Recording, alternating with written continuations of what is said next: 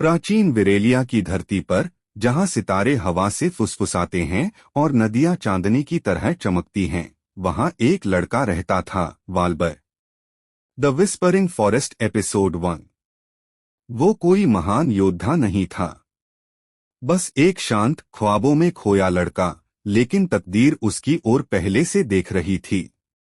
एक शाम मिरावल जंगल के गहरे हिस्से में वाल्बर को एक झरने के पीछे छुपी गुफा मिली।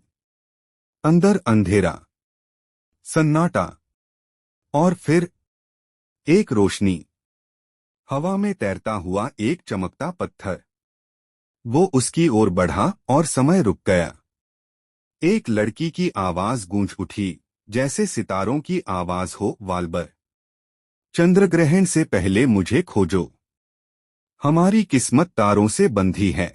जब सब कुछ वापस सामान्य हुआ, तो पत्थर गायब था, लेकिन वाल्बर के हाथ पर एक चमकता निशान था, और उसकी थैली में एक प्राचीन नक्शा। यात्रा शुरू हो चुकी थी। एपिसोड 2, जादुई जंगल। वाल्बर अब अकेला नहीं था। उसकी हथेली में चमकता नीला क्रिस्टल, और उसके मन में एक स्पष्ट लक्ष्य था, उस रहस्यमयी लड़की को खोजना जिसने सपने में उसे पुकारा था। उसने नक्शा खोला, जो अब धीरे धीरे स्वयं प्रकट होने लगा, जैसे उसे मार्ग दिखा रहा हो। नक्शे की दिशा उसे मिरावल जंगल से परे एक जादुई जंगल की ओर ले गई। जैसे ही वह जंगल में प्रवेश करता है, उसे हर ओर से चमकते पौधे, उड़ते प्रकाश के कण और मंत्रमुग्ध करने वाले जीव दिखते हैं।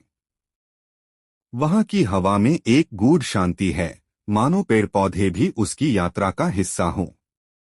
वाल्बर हर कदम पर सजग है। वह क्रिस्टल को हाथ में लिए नक्शा देखता है, और तभी क्रिस्टल नीली रोशनी छोड़ने लगता है। वह समझता है कि यह जगह विशेष है। कोई पुरानी शक्ति यहाँ जाग रही है। उसे एक प्राचीन पेड़ के नीचे एक पत्थर दिखाई देता है, जिस पर वही चिन्ह खुदा होता है जो उसकी हथेली पर जल रहा था। वह उसे छूता है, और कुछ पल के लिए उसे फिर से वह लड़की की आवाज सुनाई देती है, मैं पास हूँ, लेकिन समय बहुत कम है। अब वाल्बर जान चुका है, जंगल केवल रास्ता नहीं है, यह एक परीक्षा है। Thank you for watching, please subscribe. Episode 3, छाया और संकेत। जैसे जैसे वाल्बर जादुई जंगल की गहराइयों में उतरता है, वातावरण धीरे धीरे बदलने लगता है। चमकते पेड़ों की जगह अब गहरी छायाएं और ठंडी हवाएं ले रही हैं।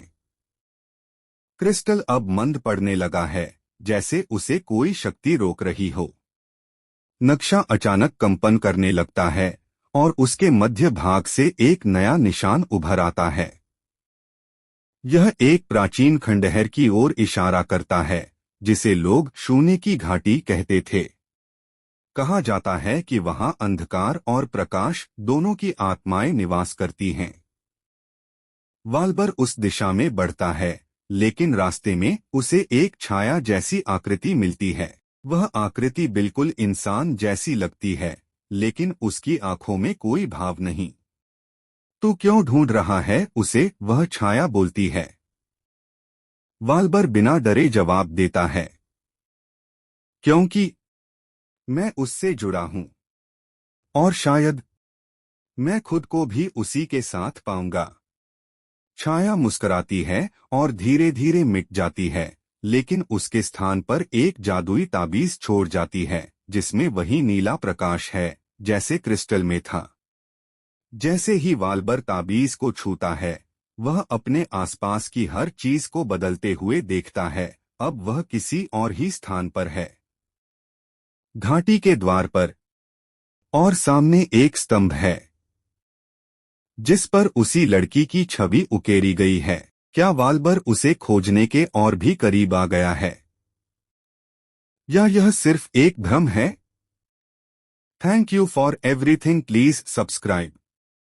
एपिसोड 4, नीले चिन्हों की घाटी, valley of the blue marks. जैसे ही वाल्बर ने फुसफुसाते जंगल को पार किया, सामने एक गहरी घाटी फैली हुई थी। चारों तरफ नीले रंग के रहस्यमयी चिन्ह चट्टानों पर उकेरे गए थे, जैसे किसी प्राचीन भाषा में कोई संदेश हो। घाटी में घना कोहरा था, पर हवा में अजीब सी शांति थी। वाल्बर ने धीरे धीरे कदम रखा। उसकी जेब में रखा क्रिस्टल अचानक गर्म होने लगा और मंद मंद नीली रोशनी बिखेरने लगा। तभी एक चट्टान पर बने चिन्ह से रोशनी निकलने लगी और क्रिस्टल की ओर खींचने लगी। ये चिन्ह इस क्रिस्टल से जुड़ते हैं, वाल्बर ने बुदबुदाया। अचानक घाटी की जमीन कांपने लगी। एक प्राचीन द्वार चट्टानों के बीच से खुलने लगा। उसकी दीवारों पर वही चिन्ह उभरने लगे जो वाल्बर ने क्रिस्टल में देखे थे। जैसे ही द्वार पूरी तरह खुला, अंदर से तेज रोशनी और एक आवाज आई। तुम मार्ग पर सही हो, वाल्बर, लेकिन आगे की राह तुम्हारी परीक्षा लेगी। वाल्बर ने गहरी सांस ली और उस रोशनी की ओर कदम बढ़ा दिए, बिना पीछे देखे। Thank you for watching and please subscribe. Episode 5 शाश्वत संरक्षक, द एटर्नल गार्डियन। वाल्बर उस चमकती हुई सुरंग के भीतर धीरे धीरे आगे बढ़ रहा था। उसके हर कदम के साथ दीवारों पर बने चिन्ह नीली रोशनी में जगमगाने लगते। वहां न कोई हवा थी, न कोई ध्वनि, केवल उसकी सांसों की आवाज और उसके जूतों की हल्की खड़खड़ाहट। सुरंग की दीवारों पर नक्काशी थी, युद्ध, राजाओं और एक नीली ज्वाला को दिखाते चित्र। कुछ में एक योद्धा क्रिस्टल को ऊपर उठाए खड़ा था और कुछ में वह अंधकार से जूझ रहा था। यह क्रिस्टल महज एक साधन नहीं, बल्कि एक कुंजी था, किसी प्राचीन शक्ति की। आखिरकार वह एक विशाल कक्ष में पहुंचा। वहां पत्थरों से बना एक चबूतरा था और उसके ठीक ऊपर हवा में तैरता एक नीला गोलाकार द्वार। द्वार पर एक चेहरा उभरा, गंभीर, स्थिर और शाश्वत। उसकी आंखें जैसे समय से परे देख रही थीं। वाल्बर, वह आवाज गूंजी, गहराई से भरी हुई, तू यहां तक पहुंचा है, इसका अर्थ है तू तैयार है। परंतु मेरे द्वार से केवल वही गुजर सकता है जो अपने भीतर की सच्चाई को पहचान ले। तुम कौन हो? वाल्बर ने पूछा। मैं हूं इस द्वार का शाश्वत संरक्षक। मैं केवल उसे आगे जाने देता हूं जो अपने भय, लालच और भ्रम से ऊपर उठ चुका हो। उसने अपना हाथ हवा में उठाया और चारों ओर की दुनिया बदलने लगी। अब वाल्बर किसी और जगह पर खड़ा था। यह उसका ही गांव था, लेकिन उजड़ा हुआ। उसके माता पिता पुकार रहे थे, लेकिन वह उनकी मदद नहीं कर पा रहा था। वह भागा, चिल्लाया, रोया, पर कोई सुन नहीं रहा था। यह मेरा सबसे बड़ा डर है, उसने कांपती आवाज में कहा। उन्हें फिर कभी न देख पाना, उन्हें खो देना। संरक्षक की आवाज गूंजी, तुम अपने भय को देख चुके हो, अब उसे स्वीकारो।